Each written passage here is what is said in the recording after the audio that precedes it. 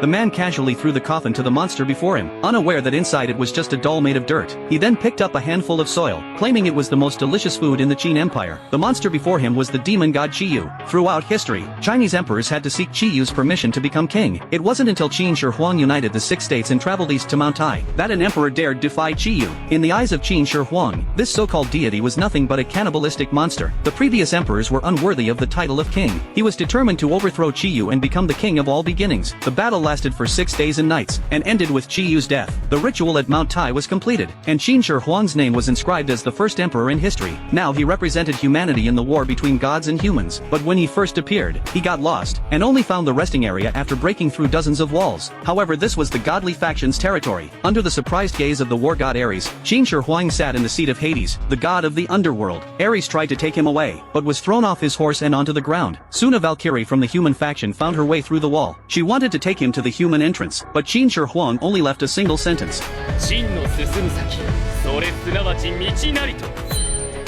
Suddenly several dark figures emerged from the audience. They were the emperors of all Chinese dynasties. They raised their hands and formed a path, allowing Qin Shi Huang to walk directly to the entrance of the godly faction. The host stunned introduced his accomplishments. He ended 550 years of war in unified China, the man closest to the emperor of heaven. Qin Shi Huang's opponent was Hades, the god of the underworld. Before Hades marched into battle, Poseidon's attendant presented his master's sacred spearhead, and asked Hades to avenge Poseidon. Hades didn't refuse. After all, Poseidon was his brother. He fused the 2 sacred weapons into one. When Hades appeared, even the hellhounds bowed in respect. Thus the 7th battle of the war between gods and humans began, the Battle of the Emperors.